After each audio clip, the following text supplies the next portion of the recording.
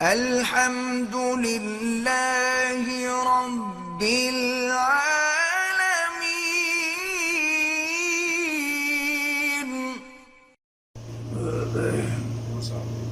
نحمده ونصلي على رسوله الكريم. أما بعد قال الله تبارك وتعالى في القرآن المجيد والفرقان الحميد: أعوذ بالله من الشيطان الرجيم. بسم الله الرحمن الرحيم. كلوا واشربوا حتى يتبين لكم الخيط الأبيض من الخيط الأسود من الفجر ثم أتموا الصيام إلى الليل. صدق الله العلي العظيم. قال النبي صلى الله عليه وسلم: تعجلوا في الإفطار وتأخروا في السحور، أو كما قال النبي صلى الله عليه وسلم. صدق رسوله النبي الكريم. برادران اسلام، اللہ تعالیٰ کا یہ بہت بڑا انعام ہے کہ ہمیں سب سے افضل دین اسلام عطا فرمایا. دین اسلام اتنا کامل ہے کہ اس کے جتنے احکام ہیں، فرائض ہیں، اوامر ہیں، نواہی ہیں، ان سب کی تفصیل ہے اور اللہ کے قرآن میں اس کا ذکر ہے.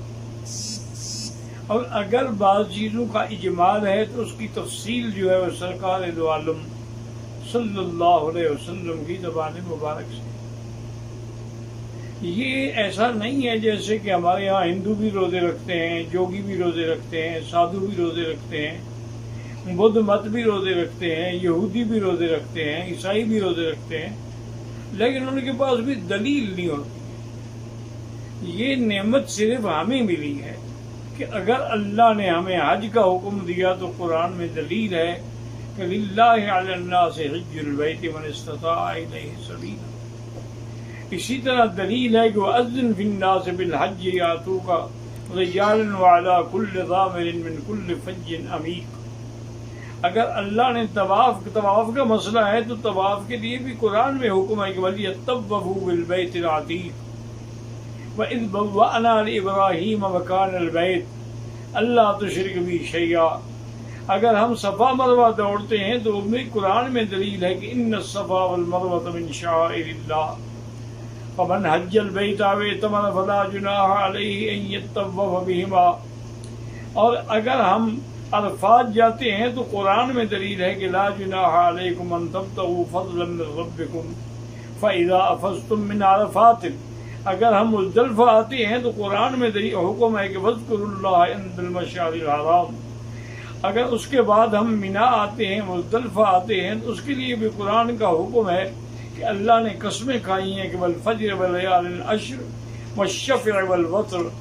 اسی طرح اللہ نے فرمایا ومن تعجل فی یومین فلا اثم علیہ ومن تأخر فلا اثم علیہ لمن اتقى.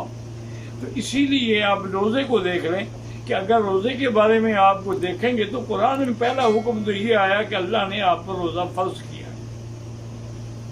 اب روزے فرض ہوئے ایک مہینے کے لیے. اب ہمیں نہیں پتا کہ بھئی وہ ایک مہینہ کون سا ہے، تو اللہ نے اس کا باقاعدہ نام لیا شہر رمضان الذی انزل فیہ القرآن ھدی للناس وبینات من الھدی والفرقان. بھئی اب روزہ کیسے شروع ہوگا؟ فرمایا فمن شہد منکم الشہر. جس کو چاند نظر آ جائے یا چند لوگ دیکھ کے گواہی دے دیں تو اس کو روزہ رکھنا ہوگا. تو یہاں شہود ضروری ہے، وجود قمر ضروری نہیں ہوتا، کیونکہ ہم چاند کے پجاری نہیں ہیں، نہ ہم کسی سورج کے پجاری ہیں کہ جب تک ہمیں وہ چاند نہ ملے ہم اس وقت روزہ نہ رکھیں اور دوربین لے کے اور ہوائی جہاز پہ بیٹھ کے ہم ڈھونڈنے کے لیے نکل پڑیں. نہیں، اللہ نے اتنا آسان کر دیا ہے کہ ومن شہد منکم الشہر. اور میرے آقا نے آسان کر دیا کہ صوموا لرؤیتکم وافطروا لرؤیتکم. دیکھ کے روزہ رکھو اور دیکھ کے عید کرو. بات ختم ہو گئی. حتیٰ کہ یعنی آپ دیکھیں حدیث میں اتنی وضاحت بھی آ گئی کہ فَإِنْ غُمَّ عَلَيْكُمْ، یعنی چاند تو تھا لیکن بادلوں کی وجہ سے ہمیں نظر نہیں آیا تو حکم ہے کہ تم پھر 30 دن پورے کر دو. کیونکہ ہم چاند کے محتاج نہیں ہیں، بلکہ چاند ہمارا محتاج ہے۔ اللہ نے ہمارے لیے مسخر کیا ہے، اللہ نے ستارے ہمارے لیے مسخر کیے ہیں، تمام چیزیں جو ہے اللہ نے انسان کے لیے بنائی۔ تو اب دیکھیں قرآن پاک نے باقاعدہ روزے کی فرضیت بھی ہو گئی، روزے کا مہینہ بھی ہو گیا۔ اب روزے کا وقت کب سے شروع ہوگا اس کا بھی اللہ نے قرآن میں بیان فرما دیا، کلوا واشربوا حتی یتبین لکم الخیط الابیض من الخیط الاسود من الفجر، کھاؤ پیو جب تک سفید ڈورا کالے ڈورے سے علیحدہ نہ ہو جائے، اس وقت تک کھا پی سکتے ہو۔ اب اس سے مراد یہ ہوتی ہے کہ ایک ہوتی ہے صبح کاذب۔ کاذب کا معنی یہ ہے کہ صبح کے لیے ایسی سیدھی اوپر چلی جائے گی، پھیلے گی نہیں روشنی، وہ گویا کہ منع ہے کہ اچھی طرح تو نہ پھیلی، اس لیے اس کو کاذب کہا جاتا ہے۔ اور اس کے بعد اگر ایک روشنی نکلے گی جو پھیلنا شروع ہوگی، وہ صبح صادق۔ تو صبح کاذب نہیں، بلکہ جب صبح صادق ہو تو تم اس وقت روزہ کھانا پینا، پانی پینا، میاں بیوی کا ملنا، سب چیزیں جو ہے وہ حرام ہو گئی۔ ایک صحابی نے یہ آج کل لوگ کہتے ہیں کہ ہم قرآن خود سمجھ لیں گے، ہم پروفیسر ہیں، ہم علامہ ہیں۔ قرآن اس وقت تک سمجھ نہیں آتا جب تک قرآن والے نہ سمجھائیں۔ ایک صحابی نے 2 دھاگے لے لیے، ایک کالا لے لیا، ایک سفید لے لیا، اس کو سرانے کے نیچے رکھ لیا اور صبح ساری کے وقت کھاتا رہا، دیکھتا رہا، کھاتا رہا، دیکھتا رہا۔ وہ تو سورج نہیں کر، بار دن چڑھ گیا، روشنی ہو گئی۔ اب صحابہ نے حضور کو بتلایا، حضور نے بلایا، فرمایا کیا کیا تم نے؟ کہا حضور آپ ہی نے تو فرمایا تھا کہ خیط الابیض اور خیط الاسود، سفید ڈورا اور کالا ڈورا یہ دیکھے میں نے رکھے ہوئے، اور فرمایا ان وسادتک لعریض، تمہارا سرانہ اتنا لمبا چوڑا ہے کہ دونوں دھاگے اس کے نیچے آ گئے۔ میں نے کہا حضور یہ سامنے تو ہے، اور میں اللہ کے بندے اس سے مراد صبح کاذب اور صبح صادق ہے، اس سے مراد تیرے دھاگے نہیں ہیں کہ تم نیچے رکھ کے دھاگے دیکھتے رہو کہ کالے اور سفید میں فرق ہوتا ہے تو ٹھیک ہے، نہیں فرق ہوتا تو ابھی رات باقی ہے۔ تو اللہ نے ہمیں یہ بھی بتلا دی۔ ابھی روزہ کب تک رہے گا یہ بھی بتلا دیا کہ ثم اتموا الصیام الی اللیل، پھر سارے دن کا روزہ ہوگا، اور جب سورج غروب ہوگا۔ اب الی اللیل میں الہ ہے تو بعض لوگ اس کو الہ بمانے ماں بھی پڑھتے ہیں، اس لیے شیعہ لوگ جو ہے وہ انتظار کرتے ہیں جب ستارے نظر نہ آئے، وہ افطار ہی نہیں کرتے۔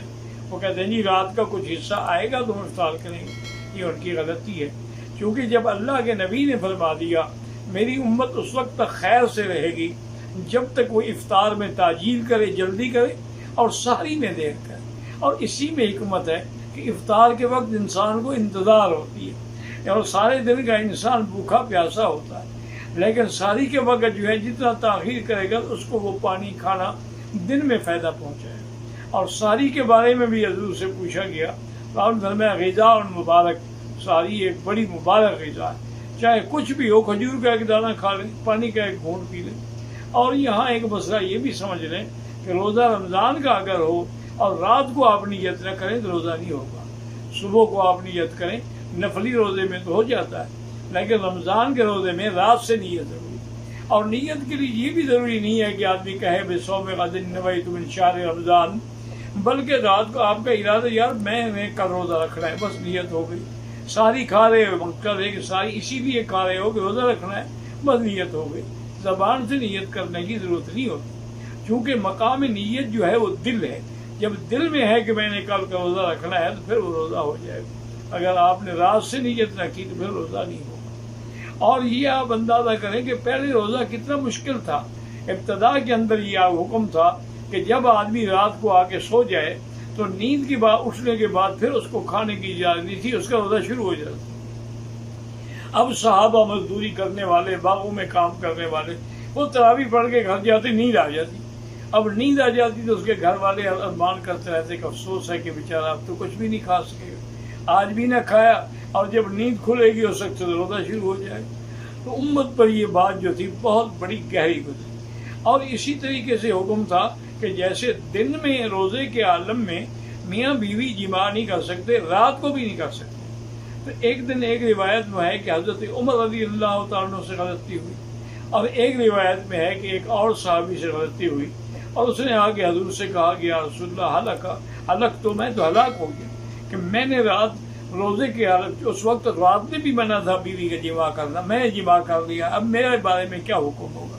اس کے بعد پھر اللہ نے رعایت کر دی اپنے بندوں پر کہ حل لکم النساء لیلۃ النساء الرفث، أحل لكم أحل لكم الرفث في الليلة في الرفث في النساء ہن لباس لکم وانتم لباس لہن. اللہ نے فرمایا عورتیں تمہارے لیے حلال ہیں، وہ تمہارا پردہ ہے تم ان کا پردہ ہو. تو اب آدمی رات میں اگر میاں بیوی ملتے ہیں اس سے کوئی حرج نہیں، بلکہ حتیٰ کہ سحری کے وقت میں ملتے ہیں اس میں بھی کوئی منع نہیں. حتیٰ کہ علماء نے لکھا ہے کہ اگر سحری کھانے کے بعد مل رہے تھے سحری کے وقت میں، اب اتنا وقت نہیں رہ گیا کہ وہ غسل کر سکے، فرمایا کہ ٹھیک ہے ہاتھ منہ دھو کھانا کھا لیں، سحری کر دیں، غسل بعد میں کرنا. تو اس وقت تک اللہ پاک نے اپنے بندوں پہ رحمت فرما دی اور اجازت دے دی. تو روزے کے ہر حکم جو ہے اس کے اندر موجود ہے. انشاءاللہ زندگی رہی تو پھر لیلۃ القدر اور تراویح پر بھی بیان ہوگا.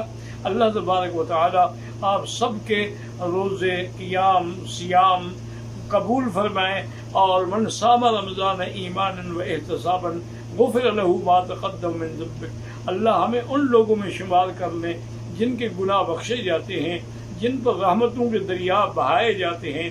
یا اللہ اس رحمت کے مہینے سے پورے عالم پہ رحمت فرما کے اس عذاب کو رفع فرما دے. یا اللہ اپنے بندوں کو قید سے چھڑا دے. سارے ہم اقرار کرتے ہیں لا الہ الا انت سبحانک انا کنا من الظالمین. ربنا تقبل منا انک انت السمیع العلیم وتب علینا انک انت التواب الرحیم. وصلی اللہ تعالی علی خیر خلقہ سیدنا محمد وآلہ وصحبہ اجمعین.